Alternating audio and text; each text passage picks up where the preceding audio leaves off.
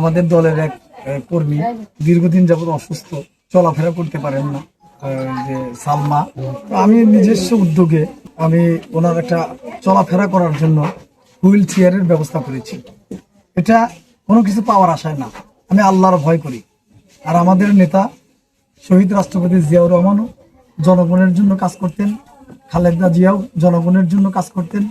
এবং আপনারা দেখছেন নতুন প্রধানমন্ত্রী তাদেরই সন্তান জনাব তারেক রহমান জনগণের জন্য কাজ করে যাচ্ছেন এবং সাধারণ মানুষের জন্য উনি বিভিন্ন রকমের ঘোষণা দিয়েছেন।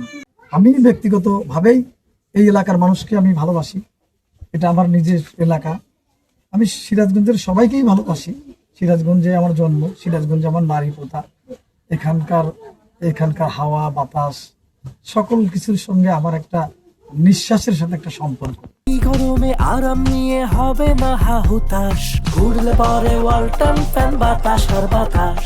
সেই সম্পর্কের টানেই যখন শুনেছি যে আমার এই একজন মা দীর্ঘদিন অসুস্থ, সেই টানেই এসেছি এবং আমি একটা হুইল চেয়ারের ব্যবস্থা করলাম।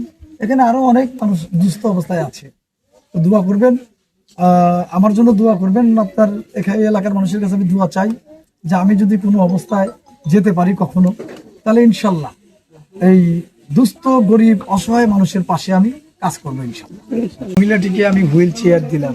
ওনার একটা বড় ছেলে ছিল উপার্জনক্ষম, সেও ইন্তেকাল করেছেন এবং ওনার যে স্বামী, ওনার স্বামীও অচল হয়ে পড়েছেন বলা চলে। তো ওনারও কোনো কর্ম নেই।